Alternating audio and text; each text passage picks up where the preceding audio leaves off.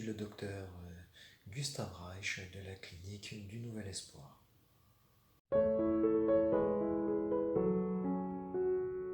De plus en plus de personnes se sentent mal dans leur peau.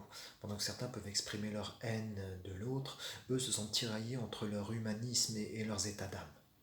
Il en résulte mal-être, insomnie, dépression, voire suicide. Aussi, la clinique du Nouvel Espoir leur offre une vraie solution qui est la lobotomie ciblée.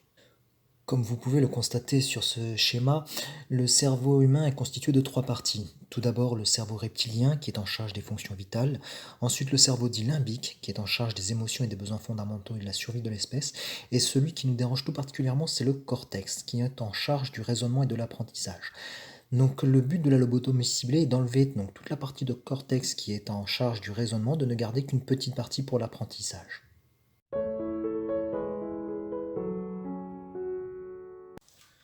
Donc par une intervention chirurgicale sans douleur, on prélève la partie du cortex cérébral responsable du raisonnement. Dès lors, le patient ne sera plus animé que par des émotions comme la colère, la peur, la douleur et ce qui nous intéresse plus particulièrement, la haine. Bien sûr, nous conservons juste ce qu'il faut de cortex cérébral pour permettre aux patients de tenir une conversation et se fondre facilement dans la société actuelle. Nos patients n'ont donc plus besoin de réfléchir et peuvent tenir des propos et des actes totalement incohérents, et ce sans avoir le moindre état d'âme. Oui, cette opération est particulièrement appréciée dans le monde politique, également dans certains médias. Des groupuscules religieux aussi sont très très intéressés. Non, le secret médical ne nous permet pas de donner des noms, mais libre à vous de rechercher des évolutions de discours chez certaines de nos personnalités.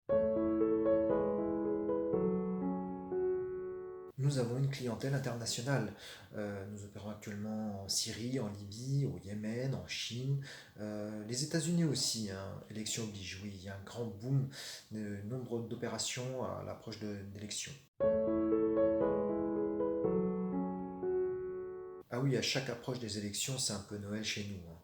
Donc on attend avec hâte les élections présidentielles en France.